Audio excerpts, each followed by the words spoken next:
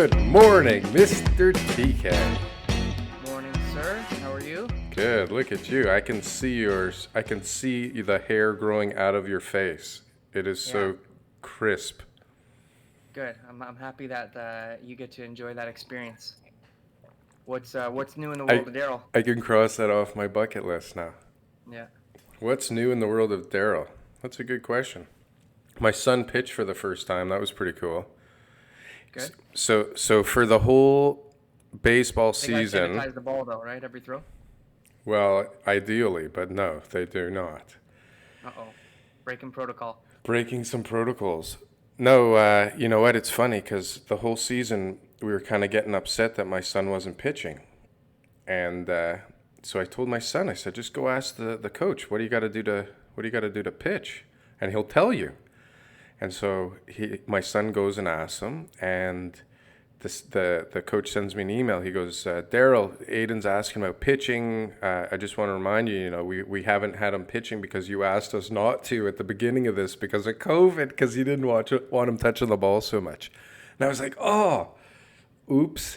I was getting so upset at him for not pitching my son. It was all my fault. So it was cool. He got to pitch. It was great. He did a good job. That's exciting Lesson learned. stuff. Exciting All stuff. special requests due to COVID. Make sure you write them down. Make a note. Absolutely. God. Blue Jays in the playoffs. That's good. Okay. That sounds good. The Buffalo Blue Jays are in the playoffs. Okay. And I got an offer coming. Pretty good week. It was supposed to come Friday, but now it's coming Tuesday. But I got a verbal of the terms on Friday. Yeah. One of the things that I noticed that we don't do is, I guess we're all like, like high secrecy here, but we don't really talk about a lot of deals. Like you and I could be talking about deals on our show that people would be like, you know, blown away by. Yeah, I think we should start off each show with a segment like Boots on the Ground.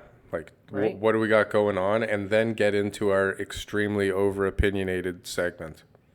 Ooh, that's a good one.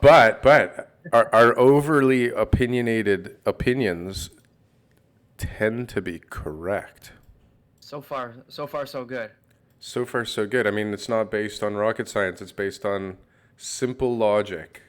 Yeah, what we're seeing, we're anti fear mongering, so we don't listen to all the articles that are coming out trying to get people to, be panicked and scared and have all that type of pressure on them. They're bothering We me. just look at the facts. They're bothering me.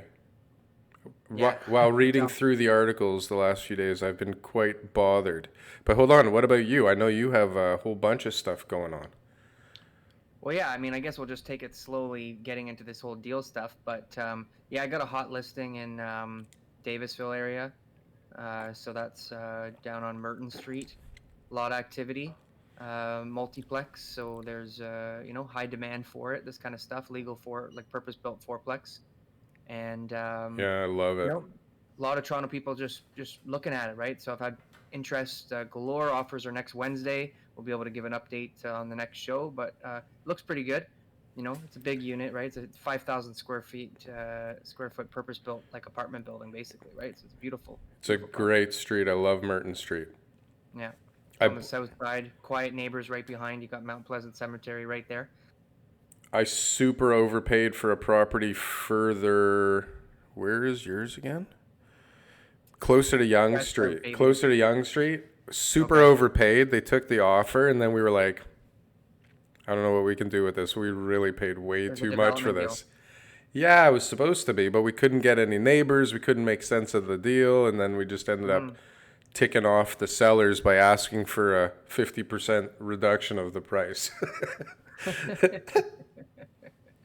we had all kinds of good reasons, but Yeah. but Merton Street, the point is that especially where you are on Merton Street, it's a really lovely part of the city. Yep.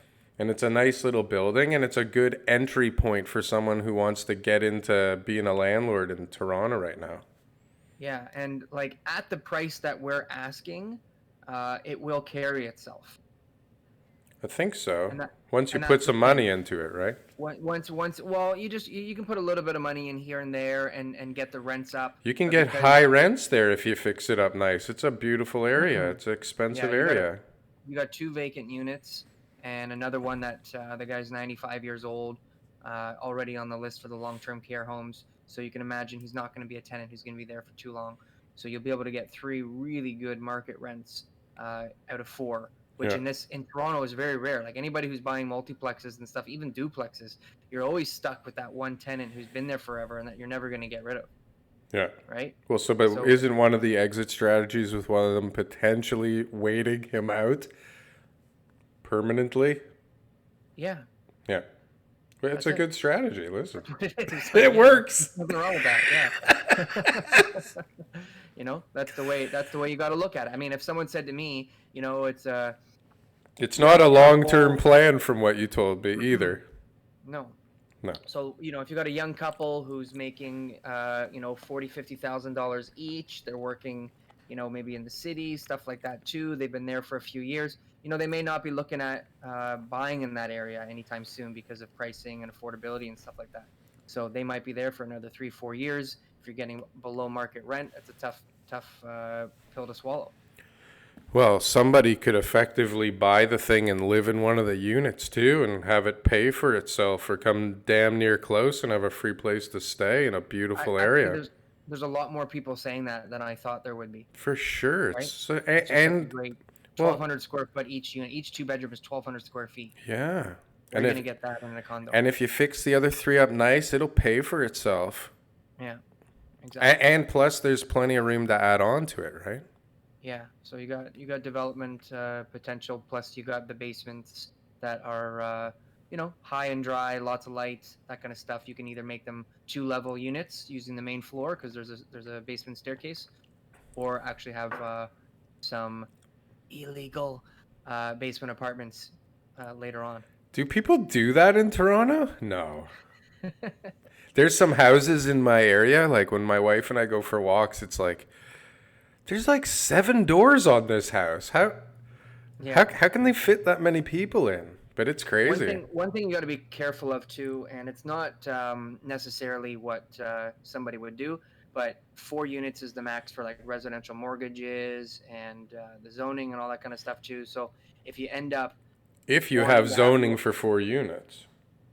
yeah, so that obviously being a purpose built is okay, but going in there and trying to add more units and stuff like that, it might cause complications down the road when you're trying to sell or refinance or something like that too. If someone comes in and looks at it as a 6-plex later on, that's going to give you more problems. So I think the 4-plex is the best use, and keeps things simple, and everybody likes it. There's no environmentals or anything like that you're going to need. It's great. Yeah. So Yeah, what's going on in the real estate market? Like, I heard prices are going down, or something. Isn't that something that somebody was saying, that like prices are going down? yeah, there's a few. You sent me something this week, and I found a couple this week talking about, well, there's a lot of people. Moodys is saying prices are going down. CMHC. Oh my God. Where would Moodys get that information from, Darryl? Well, hold on. CMHC and Moodys. Like, let's make it crystal clear. It's even worse, right? There's so much money being thrown at the idea of prices going down right now. Yes, but if you It's read, interesting. right, where did Moodys decide to have this opinion on our state of the real estate market in Canada? I'm going to time out here. Tell me. CMHC. Oh. How do you do? They cited a CMHC report in order to come up with that conclusion, that prophecy. So CMHC started at prices are going to go down 18%. Now they're at like 7, 8, 9%. But hold on a sec. What I don't understand, and maybe it's just because I'm really stupid, I could see Canadian prices coming down, right? Because Canada, other than a couple of cities, is nothing. Like in trouble, yeah, for sure. And Alberta and any type of natural resources provinces are in trouble. Are in trouble. Just anything that isn't Toronto and Vancouver and Montreal and Ottawa is basically gonna probably see some dips. Maybe there's a few other ones. Some little cities or towns right now are going bananas, but like, how can you lump Toronto in with Regina and Halifax and, whatever the hell's up in Yellowknife, Moncton, right? Whatever. Is there anything in Nunavut? Yeah. Is No there way. is there towns or cities in Nunavut? Anyways, I could definitely see overall Canada's housing market going down. But part of For the sure. average, right? It's going to be an average is coming down. Part of the average is going to have to be some cities that don't go down. But what they were saying, though, in that report was not just uh, Canada as a whole. They were specifically talking about Toronto having an average price decrease of 7 to 8%. Yeah, Toronto and Vancouver won't be immune. Yeah. But then there's another one, two more Canadian cities with overvalued homes, and then they list four different cities. But Hmm. this is not rocket science. When you give a whole mess of people a whole bunch of free money and tell them they don't have to work, and this is a bunch of people that do not save money, Hmm. they're going to keep spending their money, right? Yep. And as real appraised, well, sure. What? It's not the government's money. This is our money. What are you talking about? We deserve this money, right? But real estate prices are still going up because people still have money. They don't really feel like they are losing their money, even if they're unemployed. So why wouldn't they keep acting like they have their money? Well, let's look at now. So we kind of separated the Canadian market from the Toronto market. Let's look at the Toronto market. We also have two completely different markets that don't have any relation whatsoever. I have a very small relation, a very small overlapping segment, which is the condominium and the freehold market. The only time one affects the other is when one gets too expensive, it pushes a segment of a certain percentage of buyers into the other segment. Yeah, but it's not even that. Like, okay, it's not like people that wanted to buy condos are buying houses. I mean, some of them are, but like, they still haven't released very many units to buy. The units being released, it's not like they're sitting there, and the prices are like still, if not like they're higher than when the pandemic started. Maybe they're down from peak numbers is like the way they say it now, right? So maybe from the middle of the pandemic when prices were the highest, or last month prices were the highest, weren't they? Mm. But you're talking about pre-construction now. Well, yeah, I mean, I can give you let's give a real world example here now. but what are In they Fort, talking about? Condos that are resales are not selling? they're selling, but They're I've actually selling. seen 10% decreases in certain condo markets in Toronto. Um, But we know why this is in happening, right? like 60 days, Daryl. Yeah. 60 days. Yeah. But but we know why it's happening. There's a Hmm. ton of inventory all of a sudden. Like an Yeah. abnormal amount of inventory and an abnormal amount of buyers. Yeah. But still balanced market, right? Like if you look at the numbers for the condo market, there's probably still the same amount of demand as there is the supply. It's not out of Hmm. whack. Yep. I don't think. I haven't seen anything that tells me it's out of whack. Well, there's definitely an oversupply, and there's a huge lack of demand because, unfortunately, So, but what buyers that happened? are normally going into the condo market. So, well, we know all the fundamentals about the immigration and students and all that kind of stuff. No, no, no, That's why not that. What happened? Like, what actually happened to the prices? Where are they?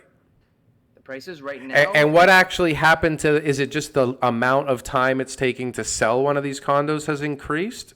That's increased, and whether or not it is going to sell has increased. But what I've seen is I've seen prices that people were getting in June and July drop 10% in certain areas of Toronto because people who are highly motivated to sell have to list their properties for sale So, and take whatever price that they can possibly get. And when your neighbor lists for lower, so hold now they on. become the best deal. When you say drop 10%, what do you mean? 10% Exact from the same unit yeah. sold 2 months ago for 10% more money. I've witnessed this. Okay. This is not like, I heard about it. This is like I'm actually looking at properties where I'm like, wow, this same unit sold for this price in June and July, For resale. Hmm. right? So this is for sure. This is happening. Condo prices are going down. It's just, is it temporary, right? So is it the time to exit the condo market? I mean, we did a whole show on this last week. No, I was going right? to say this is a good opportunity for people waiting on the sidelines to buy, To right? get into the condo market. I mean, Hmm. it's not the time to get. Everyone's trying to get out right now, and that's crazy. If you can afford to keep your unit, get it leased. Uh, we talked about a rental strategy for people. I gave a rental strategy to someone this week that we had spoken about before, which was to advertise your property at a lower rental rate, and then in the brokerage remarks, let them know that that includes 2 months free rent. So therefore, the actual rental price will be, let's say, $2,000, but they'll be paying a net of $1,700 per month. Yeah. And at the end of the year, it'll go back up to 2,000, and then the tenant can decide if they want to stay there or not. But at least you're not committing to that lower rent for the next 10 years if the tenant decides to stay, Yeah. right? So that was an option that we talked about. And what I'm thinking is, and what I'm looking at as the big picture is that anybody who's exiting right now from the condo market are uh, necessity sales. They've bought already. They're hitting financial hardship. They have to sell, and that's why they're taking these lower prices. Sure. And so So, the stuff you've worked on, has it been Airbnb? in my experience, no, but I know other people who have. Yeah. Mine have been principal residences. People are just looking to move and sell their condo. I think investors, if they got a chance to talk to me and they could afford their unit, I'd be able to calm them down and talk them off the ledge to say, hey, this is not the time to sell. No. Right? It was like the stock market. Remember that? Remember it was like March 18th or something like that. I can't remember the date when everybody was selling everything in the stock market, and like a week later, it was like bouncing right back up. That's what It's it the does. exact same thing. Sure. It's That's what I that was panic thinking. sale I was selling is not a good move. But that's what I was thinking this week. Like as I'm going through all the articles and just trying to figure things out, it's like this is a weird market. It's like Mhm. it the numbers so far show up, up, up, but it doesn't feel like it's just going up, up, up. Like it feels like weird. But Yeah. I'm in such a different segment than you. So like I know your stuff has just been like on fire. Even the realtor I'm using on our land deal right now, he's like, I've never been this busy in my life. I have so many things in the pipeline or at different stages. Like I've never been this busy. Is that land? I guess, yeah, he's a land guy. I guess land or So commercial properties. yeah, I want to know then. Like right now, you're getting a lot of activity, and you're talking about maybe getting an offer. What's going on? Yeah, I don't know if it's a lot of activity, but like definitely more activity. Somebody's engaged a lawyer. Like we've had all kinds of questions, and we were supposed to get an offer Friday. Yeah. That got bumped to Tuesday because of the Jewish holiday on Monday. But Hmm. they gave us a little teaser about like the price and the terms. Yeah. So, Don't you hate that? And then it doesn't come in at the teaser price. oh, I think That's too it'll bad. come in at the teaser It price. better come in at the teaser price. Well, listen, Don't tease the price if they're not going to come in. the teaser price was kind of pre-negotiated as a like if it doesn't hit this number, then we're throwing it in the garbage. Don't even bother. Right? Like this is the beginning point. So, we're going to get something that both sides understand is a beginning point, and we'll Yeah. see if we can get it to a place where we're both happy. Yeah. Um, But they came at us with like bare minimum on the price and the longest due diligence and the longest closing. So we have You got to start somewhere. listen, as long as there's something on paper, I don't care. I can try and make it work, right? Hmm. Good. The second piece of this property, like the second property took me like 8 months to get the contract signed. So it takes a while. It's not like buying a condo or buying a property where everybody in the world is like, please let me buy that thing from you. I wish it Yeah. was. It's Well, not. let's talk about that then, because so right now the resale condo market is obviously taking a hit. We know pre-construction, you put up a weekend ad for a sales center, and you're going to be 70% sold out by Sunday, I don't know right? by So people Sunday anymore, but in a few weeks. people are buying pre-construction condos though, like not they're not even hesitating. No, Developers are looking at properties to build so that they can have more units, over the next 3 to 5 years. to make a dent in that shortfall. Right? So there's again, we're talking about what are we advising investor or condo owners, whether you're a investor or you're using it as your principal residence. Look what the developers are doing. Even they can see that the condo market is going to be healthy over the next 3 to 5 years once all those you know limiting demand factors are going to return to normal. Yeah, I mean, I think a lot of the developers, especially the bigger ones, are still waiting for the next shoe to drop and to see if there's going to be better deals out there. A Okay. lot of them, I'm sure, have bought stuff, closed out deals that they started. I've seen a bunch of that. And like, it looks like things are just starting to feel better. Like, my financiers called me last week and said, okay, like, we're back. We can help you with, whatever you need now. Which Yeah. before they were like, uh, maybe don't call us for a while. Yeah. Are you getting any lottery tickets? Right? Yeah. Yeah. So, like, I feel like things have started to open up, but then, well, you know what? That throne speech didn't hurt, I guess, either. I don't know if it helps or it hurts, but they're going to keep pumping money at everybody, so Right? it's not going to fall apart. But No way. deferral cliff, whatever that's going to look like, it looks like Yep. they're going to allow that to happen. Although, Yeah.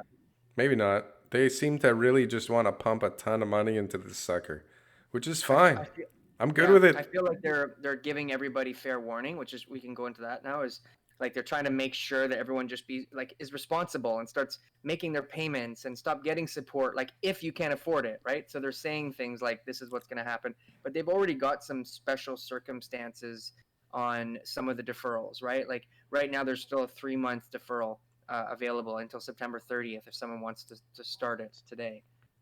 There's a proposed Canadian Response Benefit, Recovery Benefit, the CRB, Yeah. right, which would be $400 instead of $500 a week. No, now Right, it's back to 500. oh, they announced that now too. Yeah. So again, they're trying to, right, make sure that they've got this little bit of a safety net for everybody, right? So it's going to continue, right? It's going to continue. They It's just want people to be honest and not um, take the support if they don't need it. Well, and then the Bank of Canada is like buying all of the debt, so it really doesn't even mean anything. It's like they're buying all the mortgages off the bank's books so that they have more room and more cash to lend out and buy more stuff with. For sure. It's beautiful. And it's just And going to and how do they sell those mortgages? they don't. They do. They sell them. They in the form might of sell bonds. them later.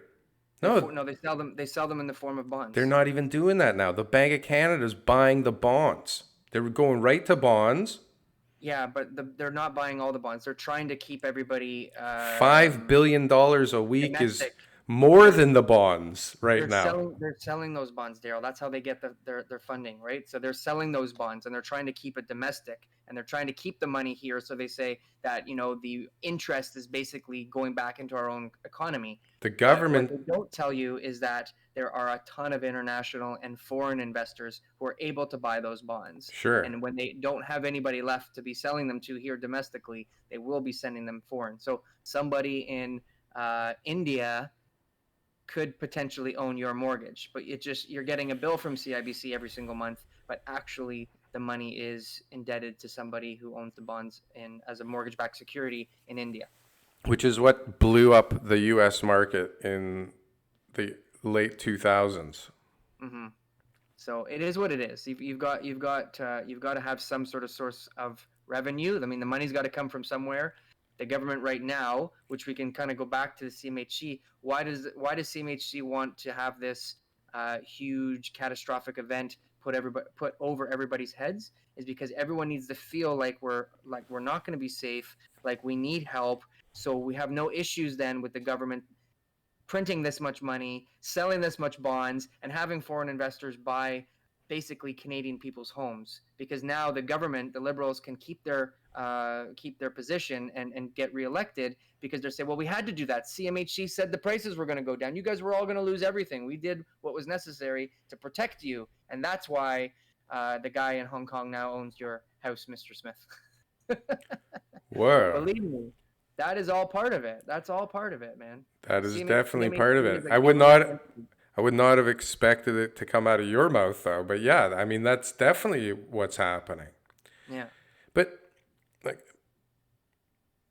well, anyways, I thought the government issued the bonds and the Bank of Canada bought the bonds. And that's what the $5 billion a week of purchases that the Bank of Canada is doing is going towards. No, they're not. They're not printing money and saying that it, comes out of nowhere. They're printing it and selling it as bonds because they have to pay back those bonds with interest in the future.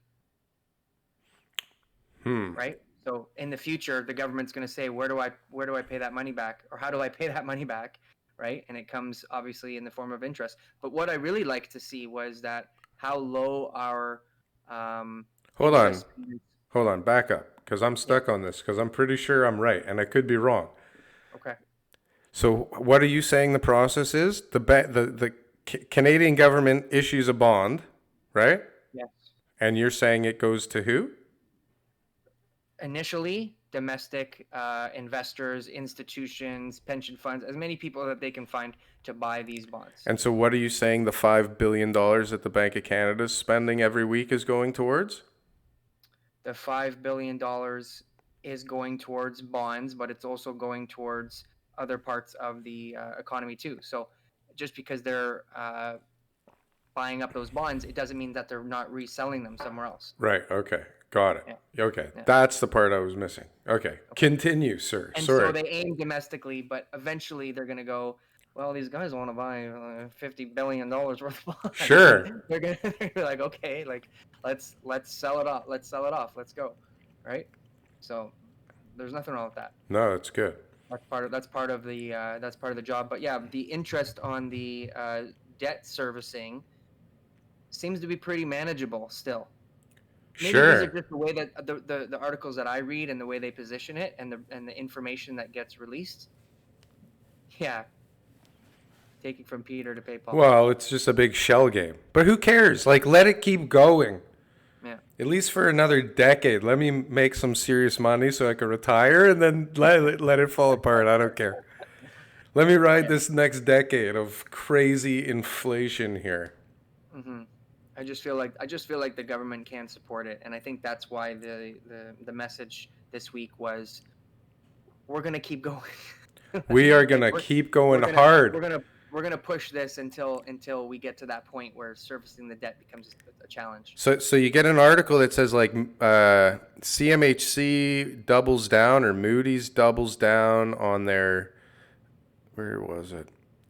Anyway, somebody doubled down saying about how bad it's going to be. And then the Canadian government doubles down on the amount of money they're going to inject into this sucker. Great timing. Boom, let's go. Right? Great timing, yeah. So is Trudeau a good prime minister? Well, they're calling for the by-election. They can't. No, they got the support from, what's his name? Conservatives, no? So we're gonna find out if he's a good. No election. Okay.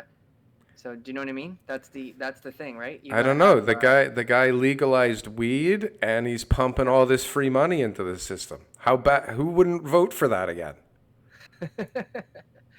I think that. And he stands up to Trump. This guy's. I think that everybody who's leading provinces and the country and municipalities right now looks like a hero, to be honest. Well, I think everybody's doing their part, and so there's plenty of support right now, I think, for the governments. Isn't it weird that lady quit last week? The head of the medical field in Toronto or Ontario? Well, what would you do? Well, imagine the pressure that you would be under. You see how many kids are sick in the schools? No, how many? Lots. No, what, like 13? No, like 151 was the last one I read. There's a lot of kids, though. They were sick when they got there. They were sick when they got there, yeah. Well, they're supposed to have things in place to stop them from coming if they're sick first. Yeah, you sign a form in the morning, which I sign 3 days in advance just to make sure that I don't miss it. Now you can't drink in a bar after 11, which seems to be nonsensical to me, but I think people can get a lot of shit done before 11, right? Bad things that are going on, but and the strip clubs too now are closed. That Thank God. is a no-brainer. I mean, come on. Like, come on. What are you doing, guys? That was just, it didn't make sense at all. We've got this thing now. I'm gonna let all you strip club guys in on a little secret. We've got this thing called the internet. There you go. You don't have to go anywhere and can possibly contract COVID. There you go. This Beautiful. they're really trying to fight off a second closure lockdown, right? They're really playing whack-a-mole is the plan. I think the numbers show that things are people are kind of getting the picture, right? Like the numbers were rising, but they've kind of settled down a little bit right now. So we seem to be close to 400 every day. I think people. I think Ontario is maybe settling down, but the numbers in Toronto, I think, are climbing. When they break them down, they look at the numbers. So they look at the cases, the number of cases, and they trace them and figure out where they're coming from. And I think that was the reason the private gatherings got reduced. they closed a bunch of restaurants, like specifically, and named them in the press. Really? Yeah, for having too many cases like traced back to them and not following protocols. Yeah, 3 bars on King Street and this other one at Yonge and Dundas. Beautiful. Yeah, I mean it's I think probably Follow the rules. Yeah. send a message. Yeah. And then there was this huge party in Ottawa or Hamilton that got busted, but it was that the rule for the $10,000 fine wasn't passed yet. So they only got a fine of $850 for having a huge party. But it's Each good. person who attended? I don't think so. I think the organizers. I would have been hopping fences. Yeah. It's the cops. Go, go, go. $200. Oh no, I'm out of here. Out of here. Yeah, no, haven't been invited to a party for a long time, but that's okay. That's okay. So what else is in the news? We got the excerpts. Have you heard of the excerpts? Yeah. Yeah. We used to call that urban sprawl, but We used to call that, what do we call that? That's the, oh my God, why am I having a brain fart? That's the, oh my God. Anyways. You'll come up with it. So urban It'll sprawl pop in. is when, the city gets so busy and overloaded that people then start pushing up prices further and further outside of the city because obviously it's not as affordable in the city, and then they bring that city mentality and say, oh my God, look at the land, and then that's what causes these swells in these smaller towns outside the city, and prices go up, and all the local goes, oh, these Toronto people, I can't believe they're moving here, they're so rude, they don't even say hi to you when they walk by. And then Suburbs. Isn't that what they're called? The suburbs? The suburbs, yeah. Yeah, okay. Was that the word you were looking for? That was the word, sorry. Well, no, the article though they're talking about pushes it all the way like past the suburbs. But why is it exurbs now? Why did it change from suburbs to exurbs? Because they're exiting the urban center. Oh, the exurbs. Exurb. It's not a place, it's a people. It's a type of person. Oh, I missed the whole thing. So you're leaving the city now. So it used to be the city got so busy that it was causing this urban sprawl. Now it's this people are leaving the city causing the exact same thing. So that's different than a snowbird because a snowbird still has the home here. Yes. Exurb is somebody who's saying, I'm out of here. I'm going to greener pastures. I've heard some crazy things, like people spending all sorts of money in small towns after getting money from the sale of their home here in Toronto. And buying goats. Did you read that one? No, but spending like $2 million in places where there aren't $2 million homes. Like, what are you doing, right? But that's what they're doing. They want to be neighbors with Bieber. They want to be neighbors with Billy Joe. There's a lot of places where you can buy some pretty big houses with $2 million. Amazing, yeah. But what's also amazing is that there's places there that have houses for $2 million. It's like, what the fuck is going on? That wasn't a normal thing. You'd have to get like 100-acre farm or something like that with that price. Yeah, but now you go up to like Goreway and 27 if those even intersect, but like up past Brampton it's like there's all these gigantic houses though for gotta be over 1.52 million. Yeah, Caledon, that's a crazy. It's crazy. And then the next one is Orangeville. That hasn't happened yet, but Caledon is like prices are And Milton, you can't even buy like a subdivision home for probably less than 1.3 now. Who wants to go to Milton, right? Everybody. Everybody, apparently. Everybody wants to go to Milton. So is the exurbs a thing? Is this new? Like, hasn't it just been... Listen, I bought my first house for $286. The same thing is worth like $1.3 million now. Like, people have been moving further north and east and west forever, saying, I can't afford here anymore. They're building this subdivision in the suburbs I'm going to go move to. My parents moved to the suburbs of Milliken Mills when we were younger. Mm-hmm. Right? Like, it happens. But the thing is, though, Milliken Mills or Pickering or Mississauga or whatever, you could still commute back to Toronto where your job was. mm-hmm. Now people are saying, wait a second, my company announced that we're not going back to work. We're not going back into the office, and that we've been able to restructure so that I no longer need to live in Toronto. So I can get this much house for $1 million, or I can get this much house for $1 million. Sure. Why don't we move to Barrie? 100%. And there's going to be that's a segment for sure.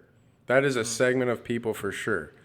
It seems like a lot, though. I've talked to a lot of people who are in I would do it jobs. too. Listen, I would do it. If it wasn't for my kids and their roots here now. Mm-hmm.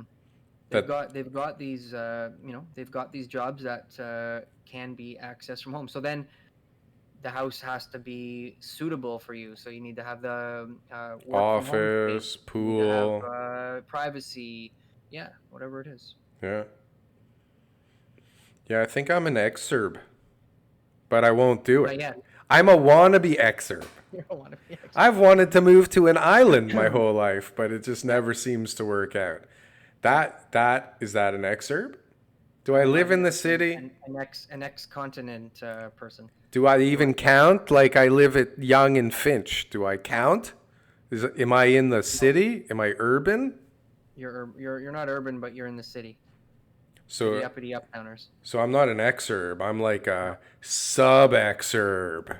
Mm-hmm. All right, I can live with that. You'll be okay. So in development news, they announced, which I don't even think this is new. I'm pretty sure this was already a thing, that Toronto looks at forcing new condo developers to dedicate 10% of residential space to affordable housing in parts of the city. Mm-hmm. Now, high rises. Yeah, it's called inclusionary zoning, which I'm pretty sure has been a thing already. Like, I've looked at a few deals that was already a thing.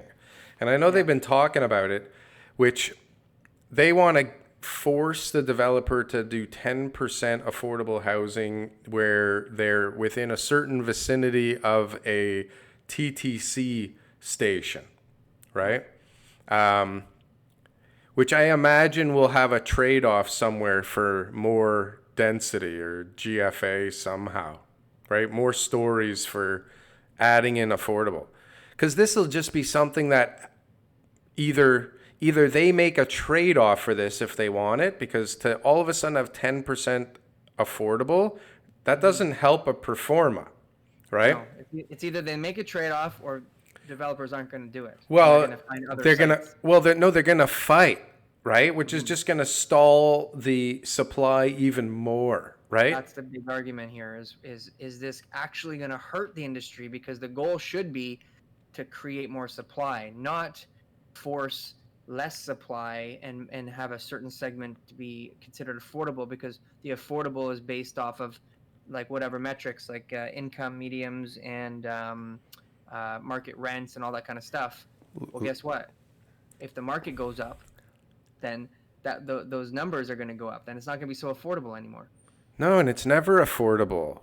Yeah. It's never affordable. It's just cheaper than the rest of the building. Yeah. Right? Exactly. But listen, it's so easy. I mean, I'm not a genius, and I'm not as good as a lot of people at this, but you give me a piece of government land and say, go, I've got plans that should pass for permit within a month, okay? This building could be ready to go and have people on site within 2-3 months, for God's sakes. Just Yeah. give some developers some sweetheart deals that people are going to be pissed off about. Give them land and say, here, knock over this piece of shit that's falling apart that we've owned for like the last 80 years and never did anything to, right? And let's build something new. And let's work out some kind of a deal where it makes sense for you to do this for me. And we're going to be really lax and push it through as long as you stay within all of the guidelines that we've spent all this time and money producing, right? Yep. Boom, here, free land for 99 years, build something on it, let's go. This is the price points. You don't make money off, you make money off building the thing and developing it, but you don't get to make money off the future. It goes into to government stock. And boom, all of a sudden you have 250 more units within 2 years, probably, if you're allowed to build modular stuff. Boom, let's go, let's do this. But no, it's got to be like, we're going to force these guys to add, like, how do you sell a luxury building to, like, luxury clients where there's these affordable units in the building, too? Uh-oh. How many politicians, Uh-oh. I'm going to word this carefully. How many politicians have support Oh, in their no. campaigns and their lifestyles from large-scale developers in Toronto? I don't know, but we got a friend on the screen that I can't get rid of.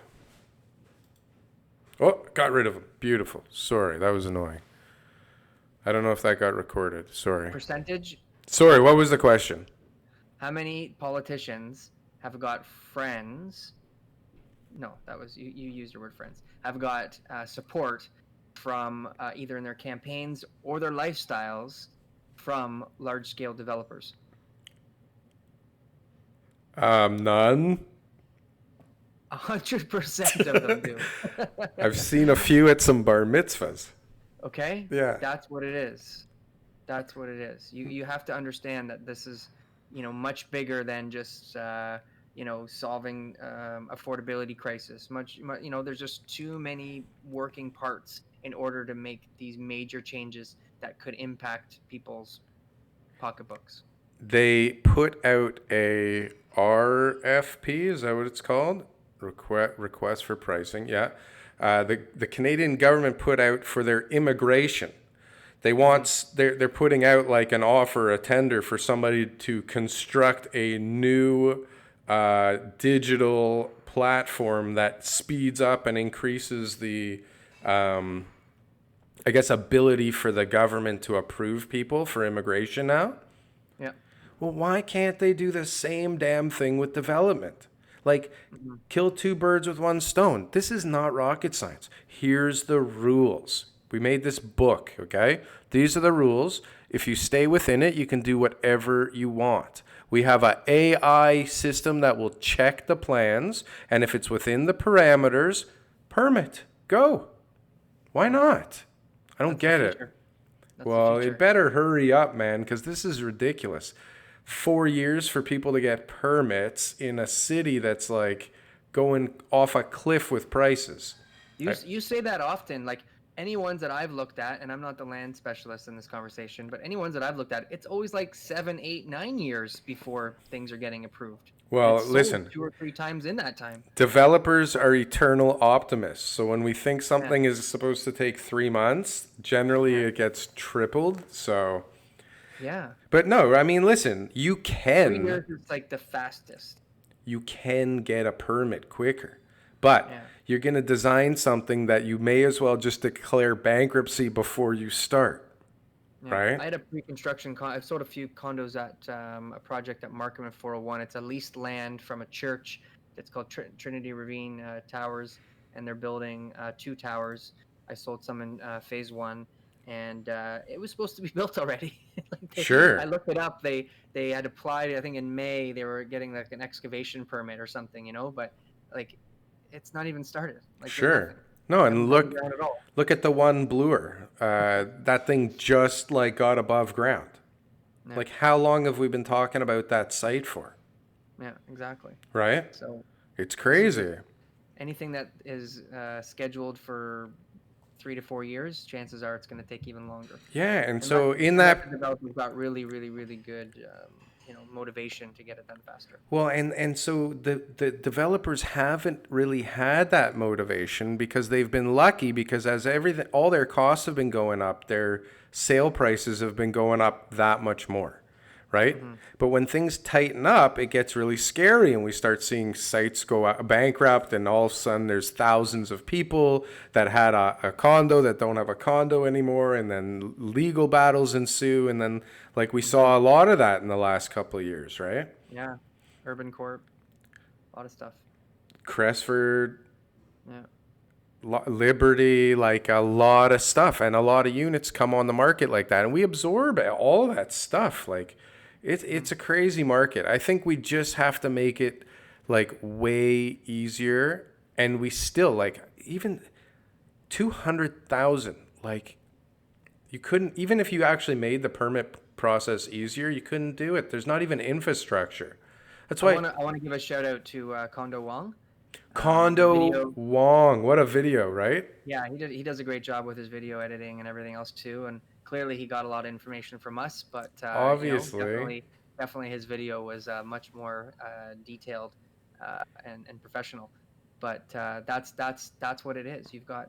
I like how he summarized how many units per building. Yeah. Right? So he Yeah. said 100. It should be between 70 and 100 buildings per year. That's what we need. Yeah. High But rises. you know what? 70 to 100 buildings per year. Where are we going to get that from? No, we can't. Even if we get permits, we can't build it. Yeah. There's not enough people. And then there's not enough infrastructure to even handle that with like sewers and drains and water and electricity. We can't do it.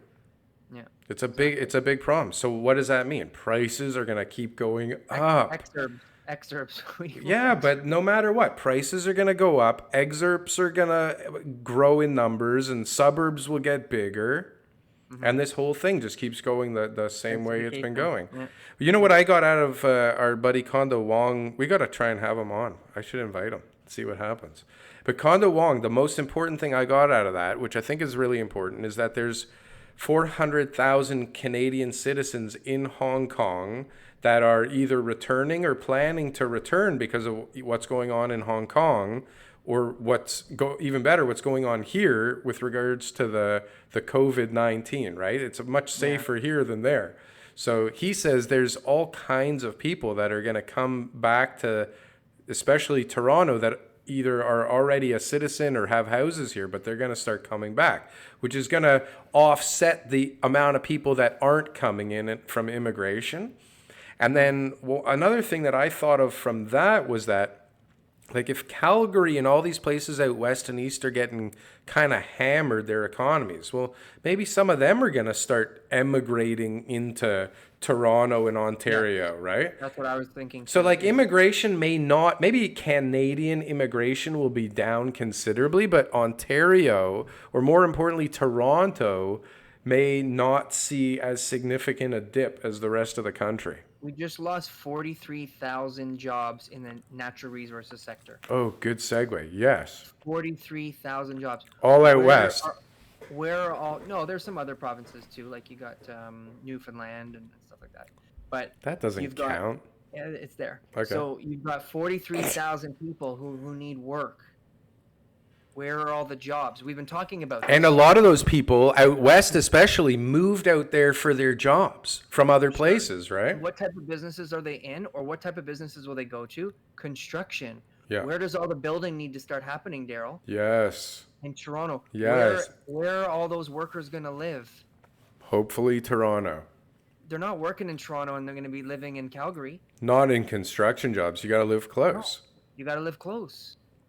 It just amplifies everything gets amplified. Like, there's just no way to really catch up to it. So if you have a condo right now, don't sell it unless you bought something already and you're forced to sell. You got different situations. Unless you were stupid when you bought it and you were planning on Airbnb for $300 a day. If you're paying 10% interest, you might need to get out soon. But the main thing is you need to have a little bit of foresight further than the next 12 months and think about it over the next 36. How much is that condo going to improve compared to what you'd have to sell it for today, which would be potentially 10% lower than you could have gotten 2 months ago if you're in one of those areas, which is basically the best areas, like Yeah. up and down Yonge Street. I said it before and I'll say it again. I mean, it's counterintuitive to what I do, but I have the most respect for, and I see the most wealth built by the people that I cold call and try and buy their land, and they don't ever sell anything that they've ever bought, right? Like, I still own the first little whatever and wherever that I bought 50 years ago. I don't sell anything, which is not good for you and definitely not good for me. But the reality is like, yeah, like, hold on to everything and you'll build a lot of wealth. Yes. Get stuff that cash flows, pay off the debt, And hang on when times are tough. you will survive any tough time, right? I know, like, I'm young, and I have examples of people who are over leveraged, and people that I know who just kept on buying and leveraging and leveraging and leveraging, and when things didn't go so well, it was just like collapse. Yeah, I'm one of them. So you have to always be considering what's going to happen in the downturns. There will be another downturn. This is one.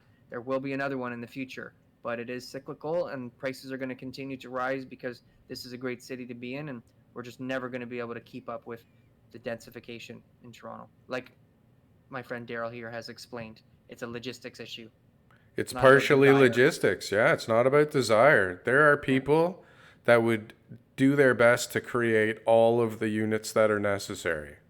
They'd be happy to. They've been trying to develop the damn Portlands forever. You know? Like, crazy. That won't be coming online for a while. And that's literally like a second downtown Toronto. Yeah. It doesn't even solve anything. It creates more problems. It solves a huge, supply issue, I should say. It adds the potential for more supply, but with the current way of doing things, we will not see any of that supply for at least another decade. At least. At least. Yeah, not going to happen. Not going to happen. Well, Okay. This was a nice Sunday morning, as usual. Absolutely. We have a special episode coming up next week. Yep. Financial expert. So we've got somebody coming in. It's a surprise. Is it a surprise? Okay, good thing I didn't remember his name because financial expertise. Get some advice on what people are doing right now with their money. Yes, and a fresh perspective on things, which is always nice. Exactly. Not that our perspectives could ever go stale. No, this is like basically the only thing you want to listen to. So if you haven't subscribed, in fact, if you're even listening to this video still, yeah, and you've been with us the last 50 minutes, then how come you haven't subscribed? That is a great question. Right? How come you haven't subscribed? That is a great question. We need to talk about, which is destroy the like button. Smash that like button. Destroy the like button. And make some comments. We're missing the comments. We haven't had comments for a while. Yeah, great. All right, Darryl. I will talk to you later. Thanks, buddy. See ya. Bye.